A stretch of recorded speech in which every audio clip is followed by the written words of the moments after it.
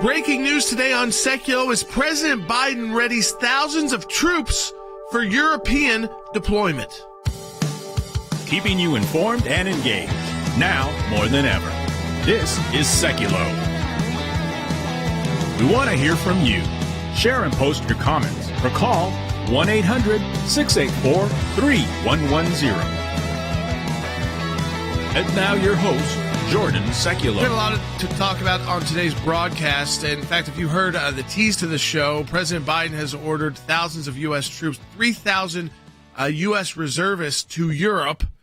The only conflict going on right now in Europe, of course, a major conflict is the war in Ukraine. So questions about what those reservists are going to be doing and why are they there still remains to be answered. But again, it seems like the war continues to escalate. At the same time, we're talking about sending more arms, sending more weapons. I want you to listen to this from President Biden. He went from NATO to Finland, and he made this remark about the war. And it's a head-scratcher, because if it's true, why are we sending 3,000 reservists, uprooting them from their lives, over to Europe, where the only major war in the world is ongoing, if he actually believes what he says in this statement? Or is it another major Biden gaffe? No one can join NATO while a war is going on, where a NATO nation is being attacked, because that guarantees that we're in a war, and we're in a third world war. So that it's not about whether or not they should or shouldn't join. It's about when they can join, and they will join NATO. The issue of whether or not this is going to keep Putin from continuing to fight, the answer is Putin's already lost the war. Logan, they've already lost if the Putin war. has already lost the war, then Ukraine should be allowed into NATO. Yeah. Because we wouldn't have to then, it wouldn't be a third world war because it would be over. So that is just absolutely wrong. Has Ukraine performed much better than anyone thought?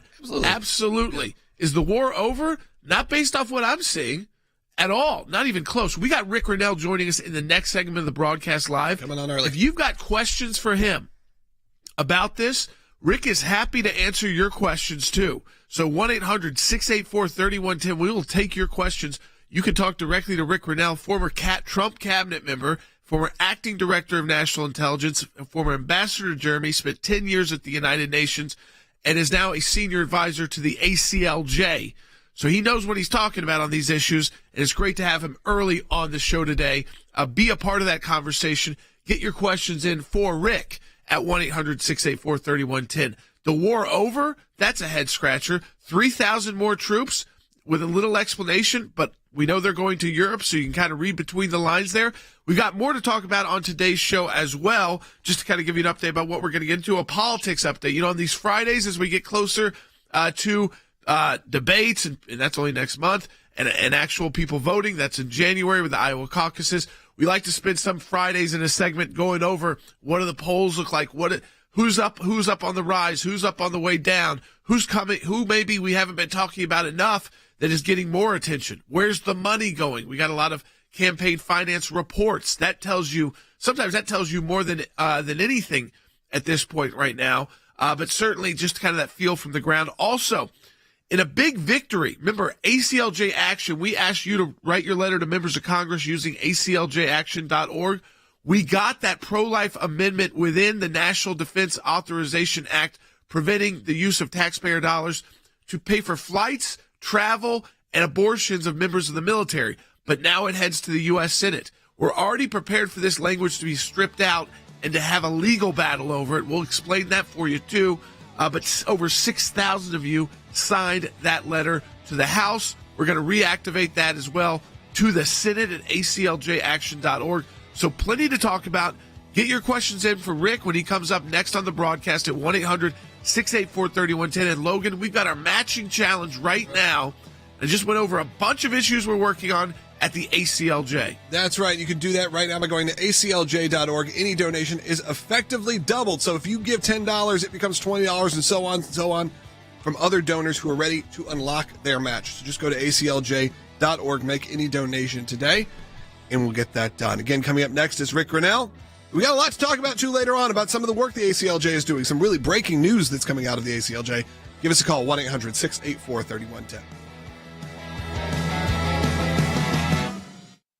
Freedom of Information Act allows people to petition their government and ask for the background information as to why they came to a certain decision. It's thousands of pages of paper, and in those thousands of pages of paper, you usually find a nugget. We are entitled as citizens of the United States to know about how our government works. Government agencies acting out of control. They want to keep Americans in the dark. That's why it's incredibly important to have the AClj constantly pushing to find out what the background information is. Do you remember the Iran deal? There was a video about what took place on that deal, and it was edited. And the edit took out the key part of what was going on. State Department, White House, editing videos to keep it from the American public. We have exposed that in our FOIA litigation, and we do that every day that we bring these cases. We took it to the IRS. No one ever does that. And because of it, it's a very weak government agency that used to be the scary government agency. What the IRS was doing was violating the Constitution and statutory law. Because of the litigation we engaged in, it's a different agency. They can't do what they were doing before. We've got the declassified list of Obama administration officials who started asking to unmask, and they've been hiding behind in the shadows. These FOIAs bring them to light. And all of this information came because we went to court to get the information. The power of Washington, D.C. only works when the rest of us, the rest of Americans, are kept in the dark. We may find one item of information in thousands of documents of irrelevancies, but we persist and we're on it every day of our lives. The work that the AClj does matters. It matters to policymakers. It matters to ordinary citizens all across America. Those of you that support the AClj, this is what it's all about at the end of the day. Think we haven't been on this, folks? We've been on it.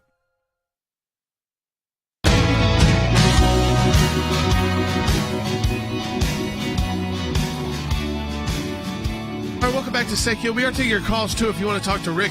1-800-684-3110. Rick Grinnell, our Senior Advisor for Foreign Policy and National Security, is joining us now. And, Rick, you tweeted out this morning, 8 of the 31 NATO countries currently pay their obligations, 2% of their GDP military spending into NATO. Germany and Canada are 2 of the wealthier nations not paying their agreed-upon percentage. Yet President Joe Biden failed to press NATO this week, but then called up American reserves to active duty. That's the key line we wanted to talk to you about today. People are kind of scratching their heads. The number is somewhere around 3,000 U.S. reservists who have now been, as you said, called up to active duty in Europe with, I guess, we haven't seen a lot of explanation for what they are going to do. Yeah, and I don't think you'll get much because the administration doesn't really know. They're scrambling. There's no strategy. I would point people to President Trump's statement this morning. Wow, was it a good one? It really nails Joe Biden because it goes back and it shows that President Biden has said that the United States is running out of ammo, a certain type of ammo that's needed in Ukraine, and the Ukrainians need it. And so when you combine the fact that the United States is running out of some artillery, and we're clearly at the point where our men and women are exhausted or tired or stretched, whatever word you want to use, the Pentagon has asked for reserves to be called up to active duty. Now, I know that's only 3,000. But this is just the beginning. And so when you look at what President Trump is saying, I think he's got a great point, which is we're depleting our artillery. We're depleting the men and women of the armed forces. At least they're stretched thin enough to where we got to call up reinforcements. This is a signal that we're marching towards war. There's no peace plan. And all of Washington, D.C. seems to be stuck on the fact that we are just going to war and more war. What is it that the American government is so trapped? You know, we did Iraq and Afghanistan. We just ended Afghanistan. And so now we got to create another perpetual war. The war machine, I think, is very large, very popular, and very powerful.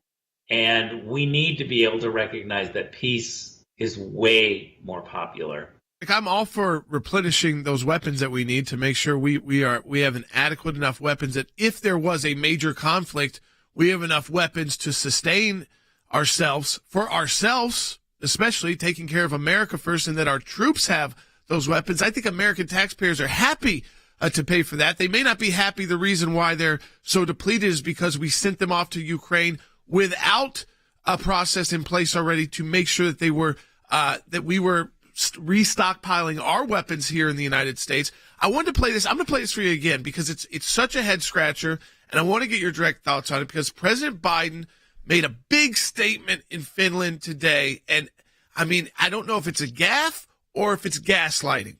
It's one of the two. Let's play it again, folks.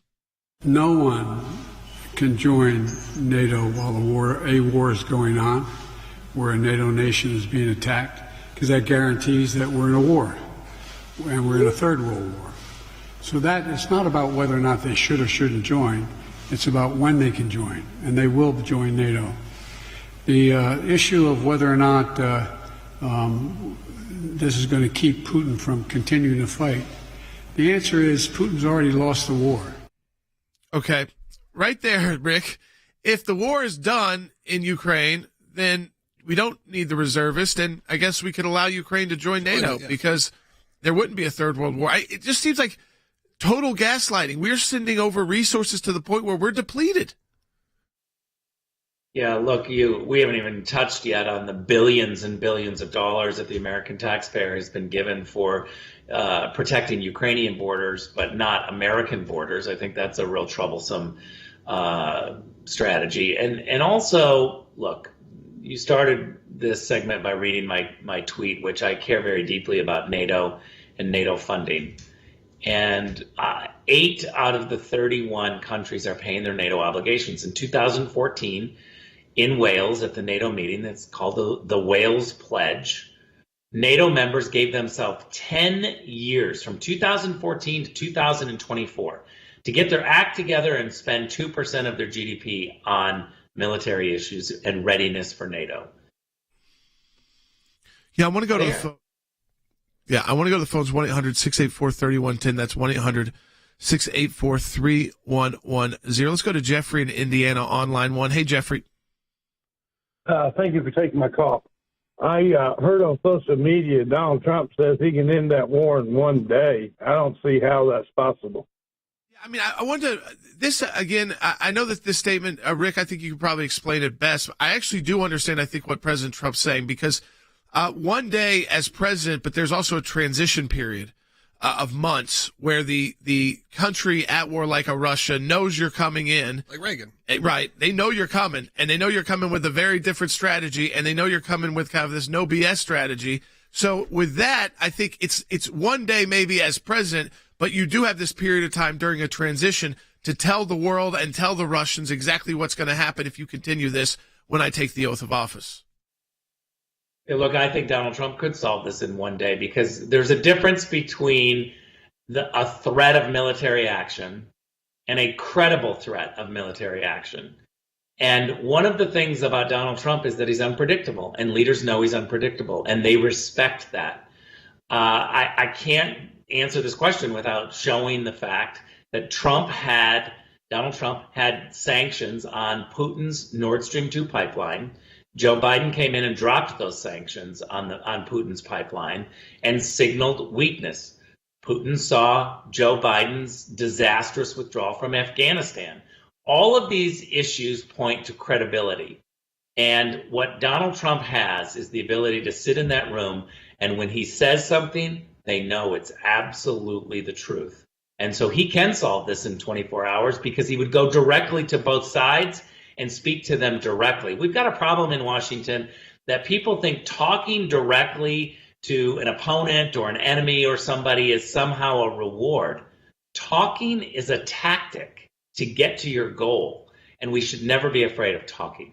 I mean, I think that is one of the biggest issues here is we've spent this we've been monitoring this with you, Rick, throughout this week, the trip to NATO, the statements made, the kind of the way the president looked, and I guess even the perception of President Biden, reading from the note cards and kind of not having this full grasp and making these broad statements like the war in Ukraine is over and admitting on national television that we don't have the ammunitions that we need and we're depleted both at home and so we don't even have and that was a justification for cluster bombs. It is really frustrating to people that every time these nations come together, they never even try to come up with a plan or an idea or way to where this ends. How does this actually come to an end? You can't just say the Russians have already lost the war.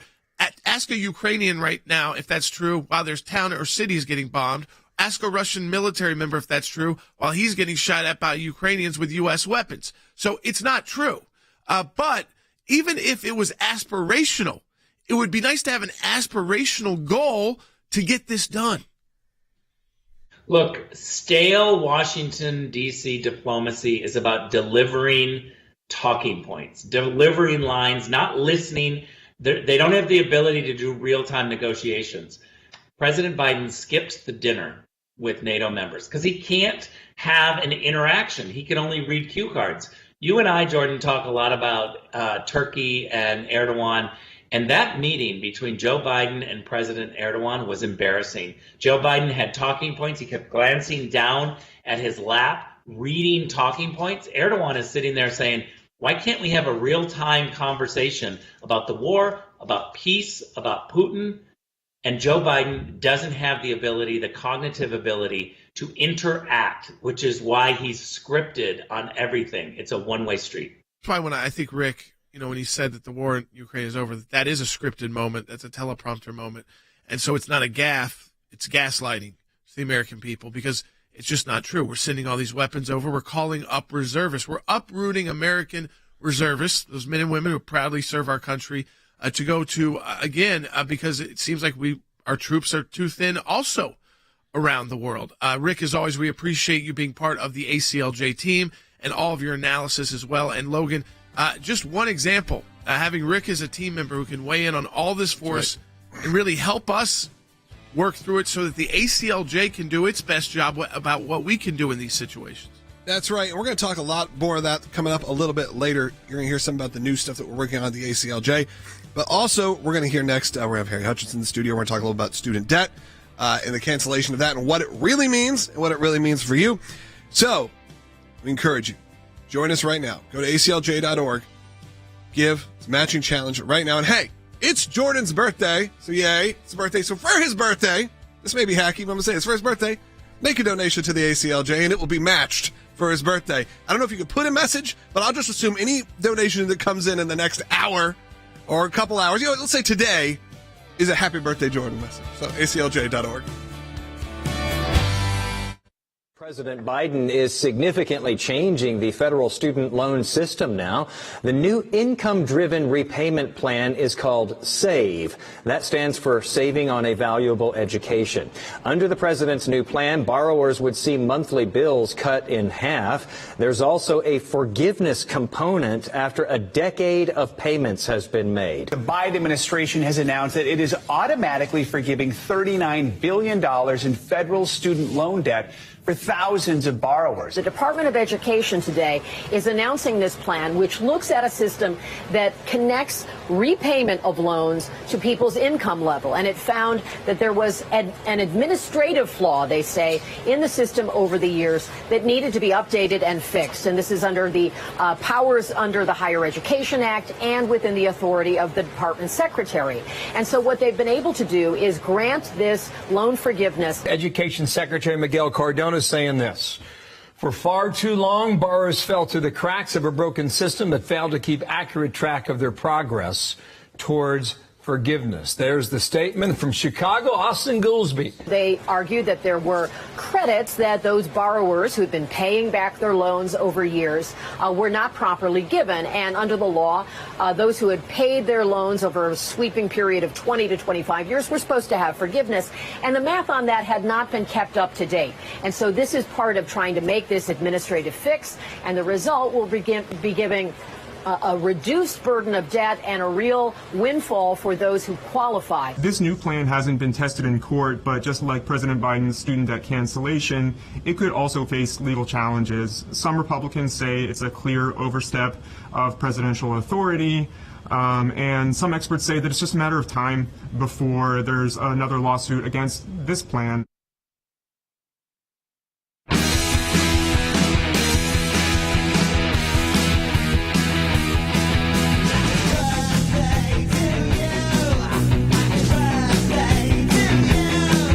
Birthday, Jordan. Let's go back to that. Welcome back to Sekulow. And again, I said, Great to be 30. yes, you look. Well, I don't know if you look good for 30. That would be too. No. Welcome back. I've always been, older. Yeah, if you had said like 80, I'd be like, oh yes, but no. I am kidding. That means that you've been listening to me on radio since I was 12. Yeah, no, which is probably accurate, but still, we're back. He's not 30. Go to aclj.org, support the work, the matching challenge right now. And again, I said every donation that comes in today, we'll just assume is a Jordan Sekulow happy birthday match. So it's a special day. It's a matching moment. It's the Jordan Sekulow happy birthday matching moment. All right, let's move on. Yeah, well, you got plenty more to talk about today on the broadcast at 1-800-684-3110. We'll keep your questions in, too. If you got questions, too, about things we just talked about, some of those questions we're researching now to get the best answers for you as possible. That's why we got a whole team behind us that you don't even see on this broadcast, our research team as well. So when we get questions that are very specific, even that are kind of in the past, we make sure we answer them exactly right or as best we can. So we're doing that now as we speak. But there's also some economic news. You might think, okay, I thought that this whole student loan debt relief, the Supreme Court overturned it, said, the President Biden couldn't do this unilaterally on his own. And of course, what did the Democrats immediately tell us? Well, they'll figure something else out. Now, that's exactly what they have tried to do.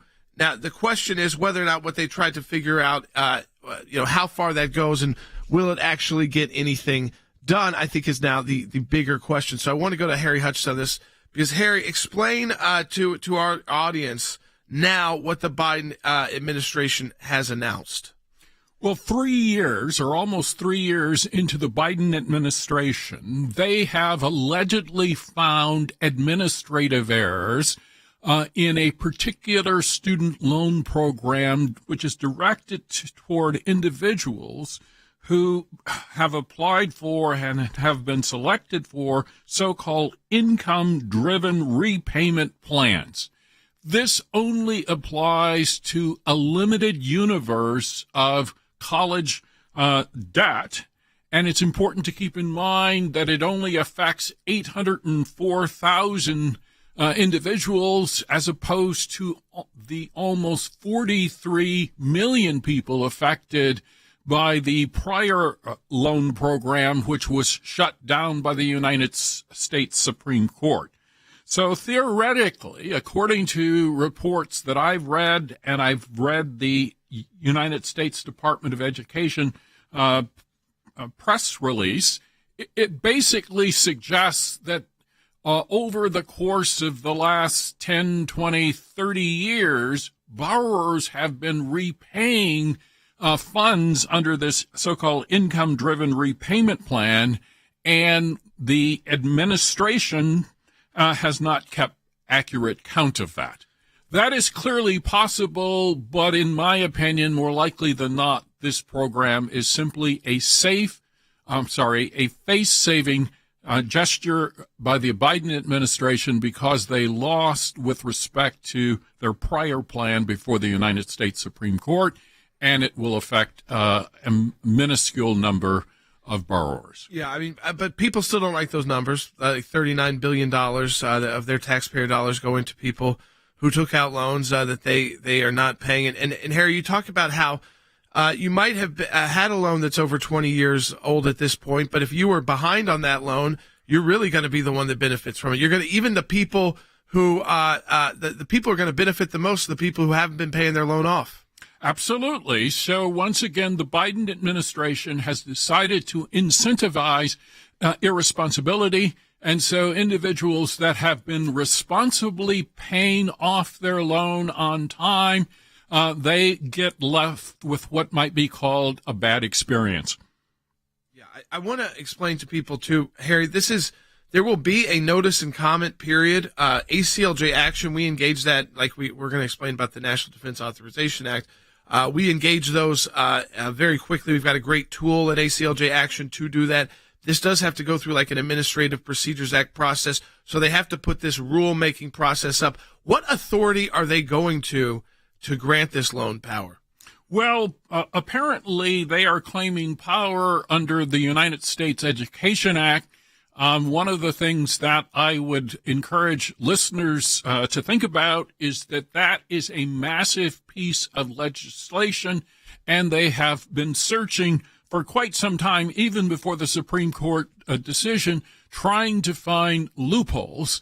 Joe Biden has promised the American people that he would find some loopholes. I think they have perhaps found one, but this particular process and program will have to succeed with respect to notice and comment, which means it will be rigorously reviewed, and it may turn out that this program is just as illegal as the prior program, and the AClj, it will certainly review this in detail. Yeah, I mean, so there's the fight for this one. It's not over.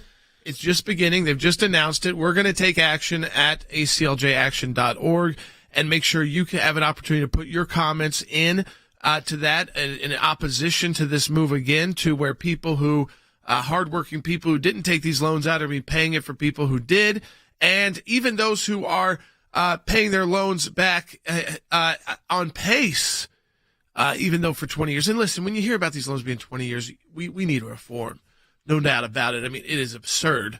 Yet, if you were the person who wasn't really paying the loan off and you were kind of putting it off and getting delays and using financial hardships, you're basically getting what that initial legislation was trying to do, which is or even bigger, more of a windfall by getting it totally paid off. So we are going to engage on that at acljaction.org. That's, and again, so look out for that. We will announce when we launched that as well. Let me go to the phones. We got questions coming in too about these reservists being called up, the military as well.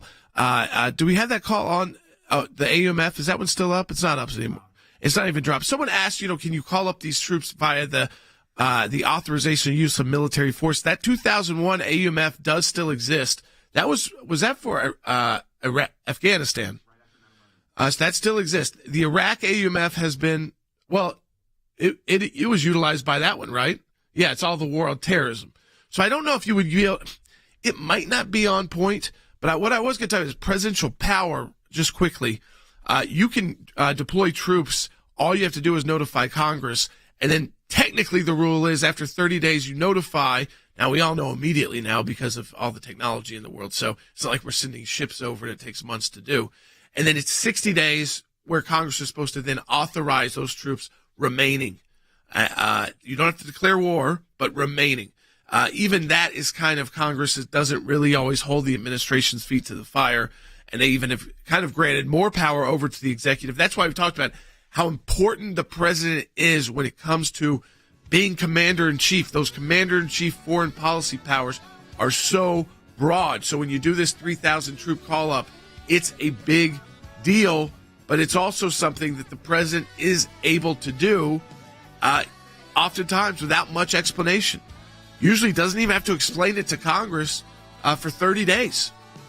So we'll follow that very closely as well, because it certainly doesn't go in line with President Biden saying that yesterday or today in Finland that the war in Ukraine is over.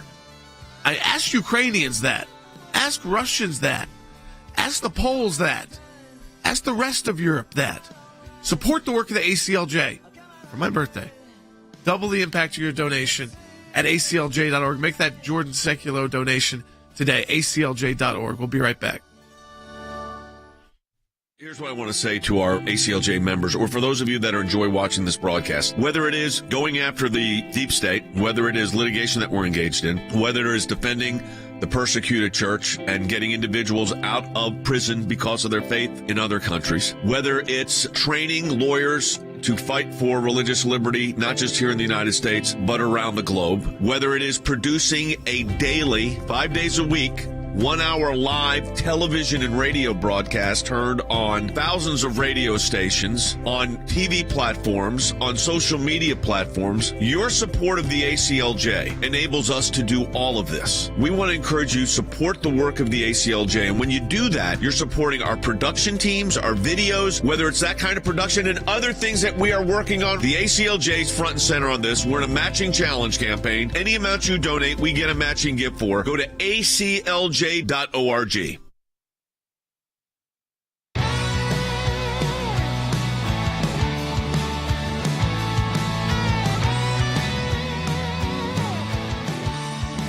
like it play too long. You know, I'm often told by networks, Logan, that we don't let it play long enough. Did you know that? No, I didn't know that. Yeah, a lot of them want like 8-9 seconds on the front and back. It's way too long. Well, no, it's because they may hit commercial buttons We only wrong. have an hour. We got to get all the information out. I know, but you might be being talked over a commercial sometimes. I know this. I got the email many times. Jordan, you jump in too quick. Jordan, you take it to the end too much. Need to quit interrupting our broadcast. Well, I'm just telling you. Their station ID You and Dad, else. you like to go right in. I know from experience for now 20 years. You will get emails. I've never ever been on air at all. You will get emails, but they go to me with the nasties. It's true. And say, you're cutting in too quickly. You're hurting our station time, and it's over talking. You figure it out yourself, stations. Maybe technology's gotten better with the stations. Yeah, I would hope. But I got that. I used to get that over and over and over. I don't know if terrestrial radio stations are upgrading. Yeah, so I'm probably still doing it. They just don't have anybody to email me. Yeah. 1-800-684-3110 to talk to us on the air. That's 1-800-684-3110. So we talked about the National Defense Authorization Act just briefly, really, in the first segment of the broadcast. So let me explain to you what that is. Of course, it's kind of self-explanatory in what it does. It is the Authorization Act for our military, the funding of our military. Obviously, a lot of this goes to the power of the purse with Congress. So how much the military is spending. And we talked about how there was a move inside the Department of Defense to, and this was done without legislation, but they announced that they were going to start paying for both abortions of members of the armed forces and travel. So if you were stationed at a base where abortion might not be legal, or you might be too far along in a pregnancy, that the military was going to use our taxpayer dollars to fly that person to a place they could go get abortion legally. And the House of Representatives, I want to give them credit for doing that, and our AClj action team as well. 6,000 of you took action on this and wrote letters to members of Congress through acljaction.org, and we got the support of a Democrat. I mean, I know it sounds crazy to even celebrate getting a Democrat, but let me just highlight Democrat Henry Cuellar. He's been one of the few Democrats left in Congress, whether it's the border or life, who's willing to stand up and call out the National Democrat Party. He's a great, actually, member of Congress for doing that. I don't agree with him on every issue, but I am glad that he's willing to buck the party and not afraid of the party trying to come after him, which I'm sure they're always trying to do. So the final vote was 221 to 213. That would strip the power away from the Department of Defense to pay for those abortions. But Logan, now the battle goes to the pro-abortion Senate. Yeah. So we believe, now we don't know what will happen with the negotiation process, but we do believe the Senate will put this language back in.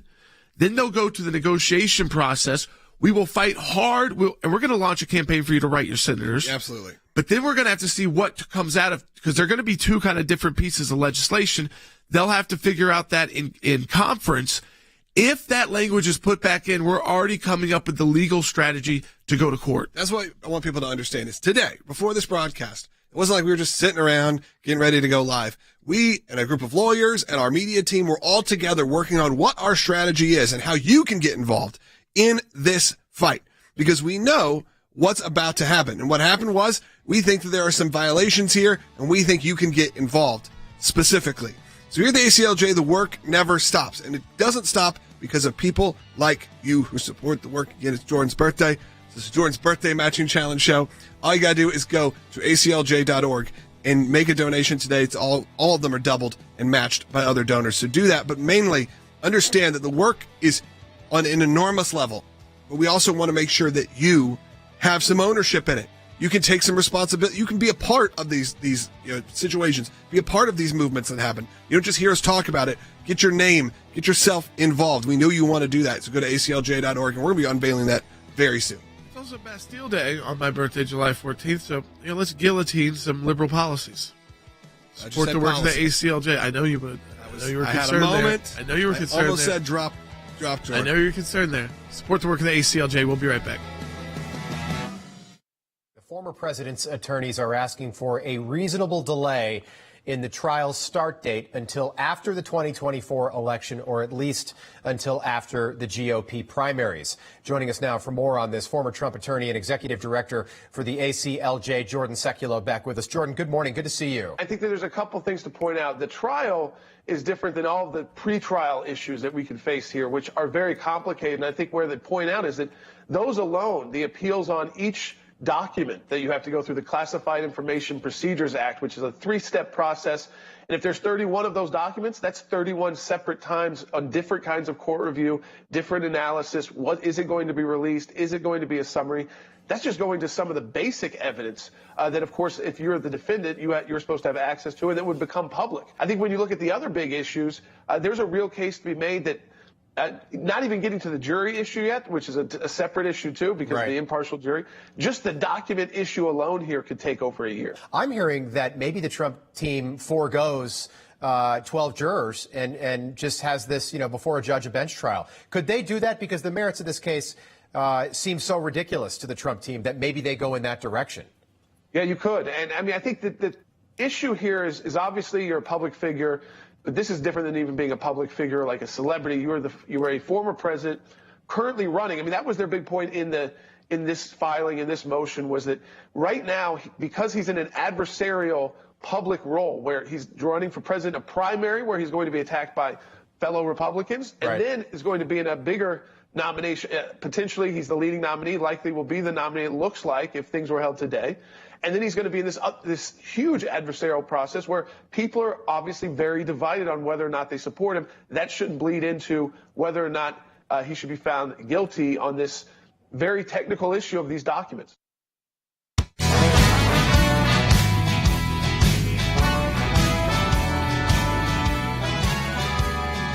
All right, welcome back to Sekulow. We are taking your calls too at 1-800-684-3110. That's 1-800-684-3110. I want to get to one of those. Marsha's been holding on from Texas on line 3. Marsha, thanks for holding on. We appreciate that. You're on the air. Yes, I'm just thinking about, I don't think that Biden is going to make it until that next election, but if he does, I'm wondering if one of the tactics is that the Dems will use is when you have a war, just like in World War II, we had FDR, and there were times when he probably, if there was an election without a war, something might have been different. But because there was a war, he went on to become president for 4 terms. With Biden, if they continue to start this war, and he can lead from either his basement or some other hole in the office in the White House, then by default, the American public will say, well, he's in the office. We're starting this war. We don't want to transition to someone else right now, because the media will be so intense that Biden is doing this great job and we need this man to continue to keep this holy war going. And I'm wondering if that's one of the tactics, is the war machine is so huge in the White House that you can just sense that this is where they're headed. And they're going to try to keep him in, whether it's him or they put in another dummy in there with their other people. This is what we have to do, Martha. We have to make sure our opposition to that is so loud and clear, both on the right and the left, that we do not want U.S. troops. I even think a lot of people on the left do understand this. I'm not talking about the radicals. But on the left, understand that we should not have U.S. troops directly at war with Russian troops. We have thousands of nuclear weapons pointed at each other. That is not a good position to be in. We need to be able to negotiate. That does not mean we can't fight some of these proxy battles. I might not be as supportive of some of those as even some other Republicans are. But I think there's a lot to debate on that, is how far we should go. But I do want to remind you that President Biden thinks this one's done. Now, I am always worried that they want to escalate. Martha, you're absolutely right. And Logan, it is very true. President Clinton was a master at this. And I would say, remember, President Bush had no intention. He was a domestic policy focused president. Then we got hit with 9/11 and his whole presidency changed to a war presidency. But that was not how he was coming in as some, like, I want to go to war and start. Conservative. No, it was all about education reform and all of those kind of programs and things like that. And then, boom, we all remember what happened that day in that schoolroom. Like I talked about education reform. That's where he was focused on. And then, all of that. But President Clinton would utilize conflicts to his advantage politically all the time. President Biden, interestingly enough, though, admitted this one. He said, it's over. But we know it's not over because he's sending more troops. And I think if he could, I don't think the people there feel like it's over. I think if he could escalate it a little bit, he probably does think that will make people less likely to change horses midstream or mid-war. Well, I think you did have that a little bit with the Bush administration when you had that coming in. Second term, that's what I mean. Coming into the second term, I think there was a little bit of, even though maybe the momentum was with John Kerry, I think there were a lot of people who were like, this is not the time for a change. Right. And no, I think that's very strong. Yeah. It's a very strong, because when you really do go to war, it's like even when you don't support it, quickly you get very patriotic because you say, you know what, I stand with our troops. I might not agree with our commander-in-chief sending them there, but God bless them, and we hope that they come back safely, and we're going to stand with them even if we don't. I don't want another Vietnam ever where troops come back and they feel like that we're not grateful for their service. They don't get to make those decisions. They follow orders. So again, but I think it's a very telling call, something we need to watch over this process. It's why they can't stand Donald Trump saying, I could get this done in a day. And Logan, going to some of that too, politically, we're starting to see some real poll numbers showing Donald Trump just pulling away with it. We're hearing more and more reports that Ron DeSantis has not been able to get the financial support of the Koch brothers, who were putting together hundreds of millions of dollars to put it behind someone other than Donald Trump. Mm-hmm. They've been very vocal against Donald Trump. They were the last time around too. But DeSantis has taken on the policies they think on the woke stuff has gone too far. And with Disney, they're very pro-business, too anti-business. They don't want anybody telling them how to run their companies because certainly the liberals would love to shut down how the Koch brothers run their politics. Yeah, exactly. And I think that's what we're seeing right now. When you have this, it's a lot of big conversations happening of where those funds end up going. Do they go to another candidate? Do they just disappear and they don't go to anyone? I think you've had some of the major funders say, I'm not giving my money to anybody this time. But what I told you is, I get these text message alerts and all the different things from all the different campaigns. I keep getting them, and I'm not going to point out anyone specifically, but I got one yesterday and I was like, I forgot they're even running. I forgot this is happening. It feels too much. It honestly feels too much like it's a done deal in some ways because I like the debates and all that, but it just feels like the numbers are getting to the point of no return, that there isn't really hope for anybody. And I think we'll see a big shift. I mean, we're only less than a month away from that debate, and we know that Ron DeSantis said, of course, I'll be there. I don't care if Trump shows up or not. We'll see if that does anything. And if it does nothing for any of them, it's almost time to throw in the towel and call it. We're going to take your calls on this too, 1-800-684-3110. Are you looking at any other candidate other than Donald Trump? Listen, we're not going to call you out here. I think all of us have different views on who we want to be the nominee. You can probably tell from me I'm lean more the Trump way, but others on the broadcast lean other ways, and that's fine. I feel like that's pointing on what I don't feel that way. And what I feel is I would love to have seen a robust group of people actually have a debate and there actually be some interesting conversation happen here. A debate happened amongst 3 or 4 top leaders in the conservative world, where you actually had a debate with a DeSantis and those guys. But look, I'm the first one to admit. You're 30 points ahead in the polls. I'm not an idiot. I look at this and go, I just said, we're close to the point of no return. Yeah, why go take the punches? You're the only person you're going to get attacked is you, and you won't even have enough time to respond to all of them, and everybody's just going to be throwing their best punch at you. Listen, you can play that. Donald Trump's pretty good at throwing punches as well. So I think up until the last minute, you really won't know if Donald Trump's going to show up. Yeah. That's part of the strategy too, because these candidates they do all these mock debates. Yeah, and right now, the person you'd be trying to figure out who to play is Donald Trump. You right? also can't mock debate Donald Trump. I don't think you have no idea what he's going to hit you with. Yeah, this is not the same as anyone else. Has nothing to do with policy. Has nothing to do with anything. It's going to be. We know that it gets dirty and it gets personal real quick. You want to take a call? Absolutely. Let's go to Alan, who's calling on line 2. You're on the air, Alan. Hi. First of all, happy birthday, Jordan. Thank you. And thanks for taking the call. This is about the frankly shameless attempt to buy votes that the Democrats and Joe Biden are trying to do with again trying to bail out student loans. And my question really fundamentally is, why do we have them trying to buy votes and try to address the problem to pay off the debt for people who have incurred a debt that haven't paid it back? Why not go after the universities that are charging so much and get them a decent education without having to go into several $1,000s in debt? Well, and listen, all those universities, they take federal funding, so that the federal government does have a role to play in that process. And listen, there's a lot of incentives out there. I mean, just to be clear, there's a lot of states that if you stay in state and you go to a school that's in your state, a state university, you will be paying a lot less money than some of these other private schools. But then what the system told us was that if you can't get into those schools, you should still go to college somewhere.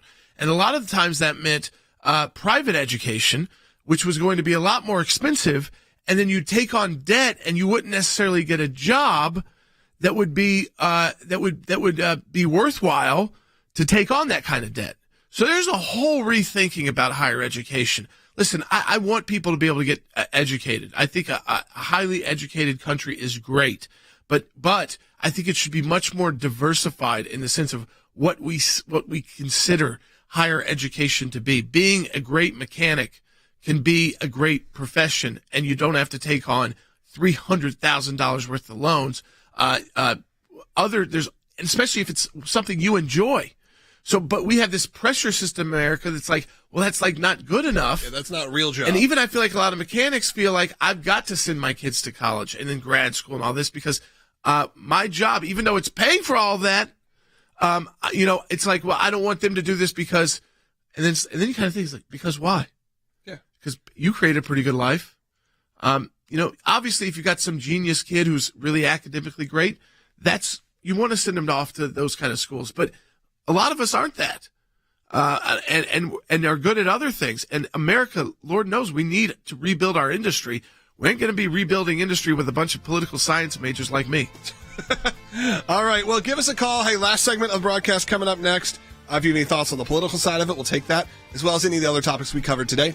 And also support the work of the AClj at aclj.org. Again, this is right in the middle of our matching challenge for the month of July. So we really could use your support right now. All donations made effectively doubled. So if you give $10, there's someone else on the other end ready to unlock their $10, $20, $40, whatever it may be, $1,000. And it's Jordan's birthday. So I've said today is the Jordan Sekulow's Happy Birthday Matching Challenge. So do it right now. And we'll create a list and make a big happy birthday card with all the people that donated and give it to them. How about that? I've always seen those. Do that big, giant happy birthday card of all the people that donated today. We'll present it to them on the air whenever we can get it made, maybe tomorrow. We'll be right back.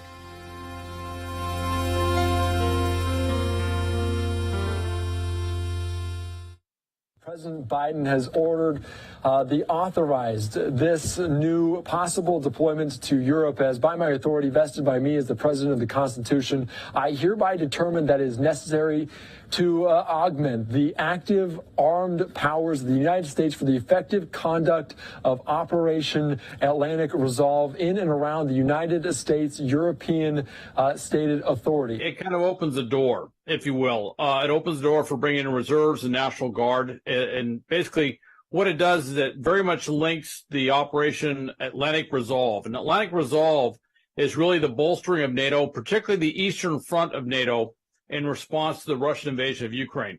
And we have been rotating lots of forces in there. Of course, we've been following this over the last almost year and a half. Putin's tenure as president of Russia is tied to this war. Yeah.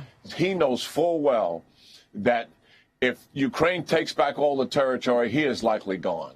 And he wants to hold on to some aspect of the 17% of Ukraine's territory now and declare that as being successful. Putin failed to accomplish what he set out to do, and that was topple the regime and take over the country. And he thought that was going to happen, as we all know, very rapidly, and that the Ukrainians would just collapse in the face of Russian movement. That did not happen. As a matter of fact, Ukraine has been able to retake some territory. Unlike what we saw with Operations Iraqi Freedom, Operation Enduring Freedom, and certainly if you want to go back to Desert Storm, these are not combat deployments into combat. They are not going to Ukraine. They are not going to war, although like any other military forces in Europe. If Europe was attacked, they would be there to help defend Europe and defend NATO against any aggressor.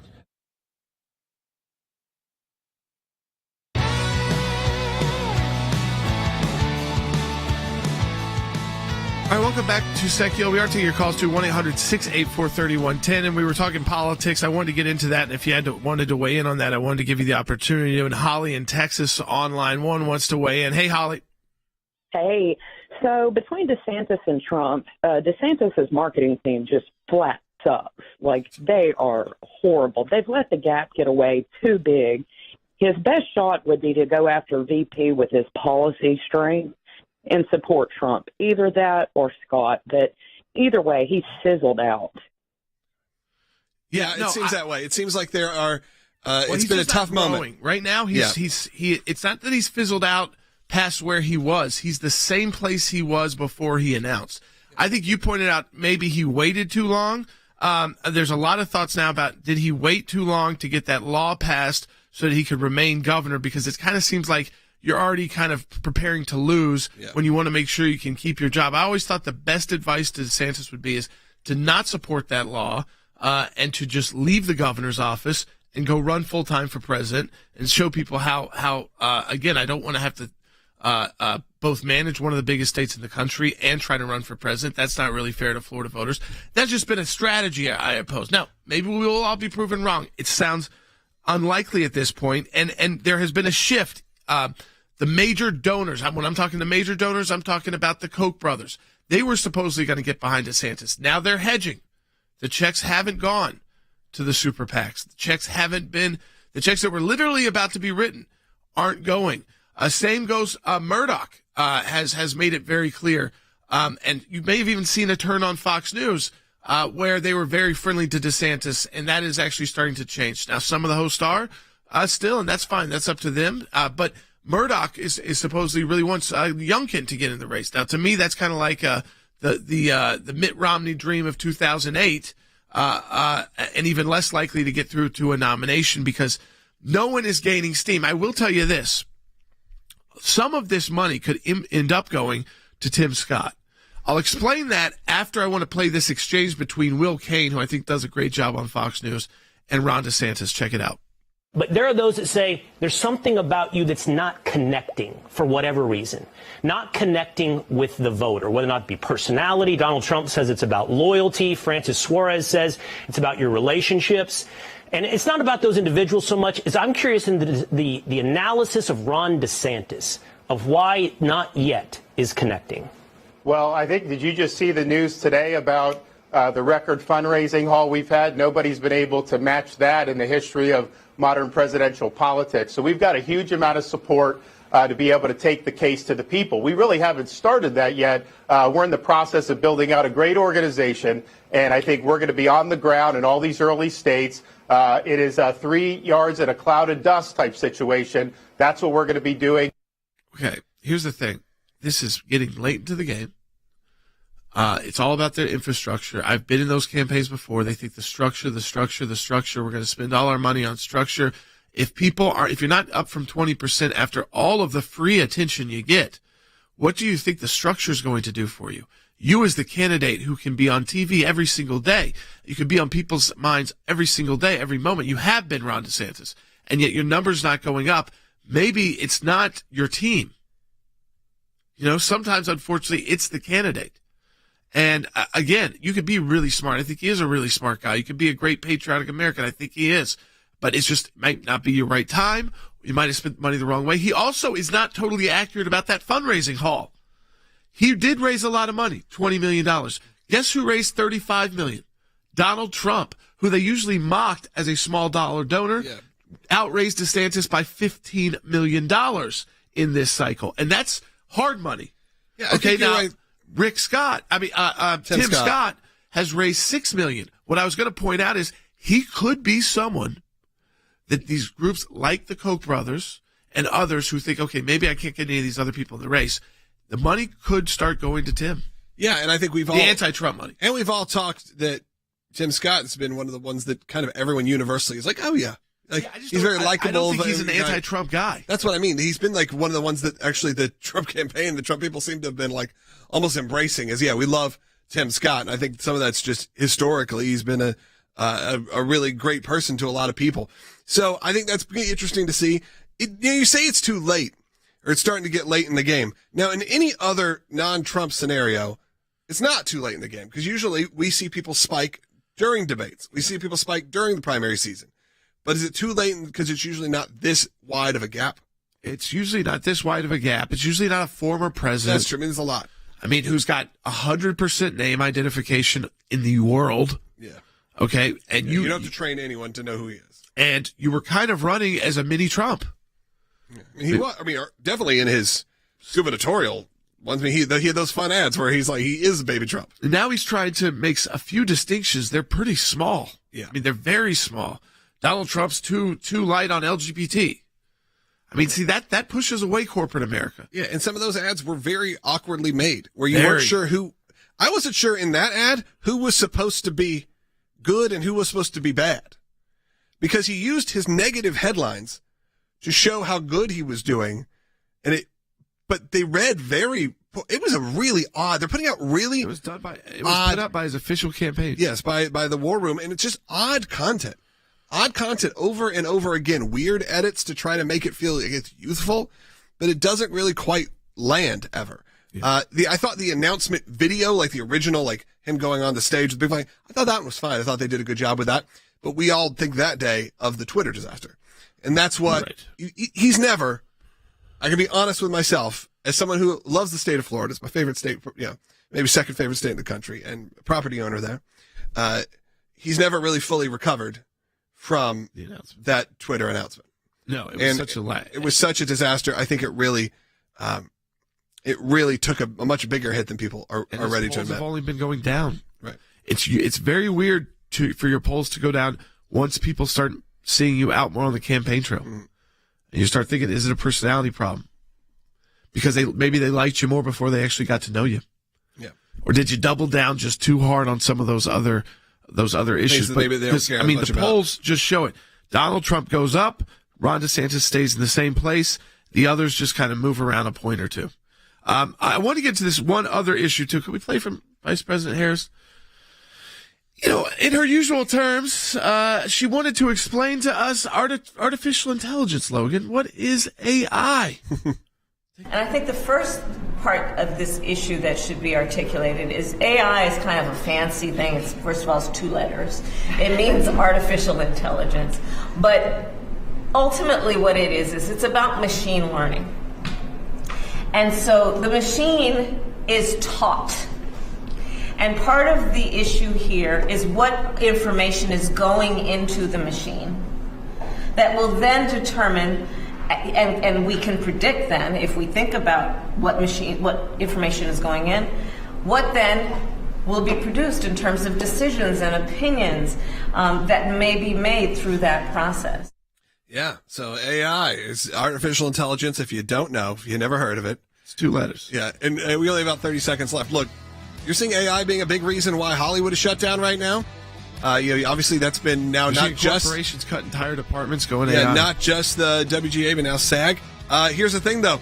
I think there's going to be a lot of people who respond, wink, wink, and maybe we're some of them who are going to take this opportunity to get our message out there, not just on AI, but an influence in media that you could not believe. We're going to have a lot of that coming up later this year. I'm very excited about it. Can't tell you, but I'll tease you a little bit, and that's why I got to support the work of the AClj. Jordan, it's your birthday. It's your birthday match. Go to aclj.org. Double the impact your donation on my birthday. Turn that $25 into $50. aclj.org.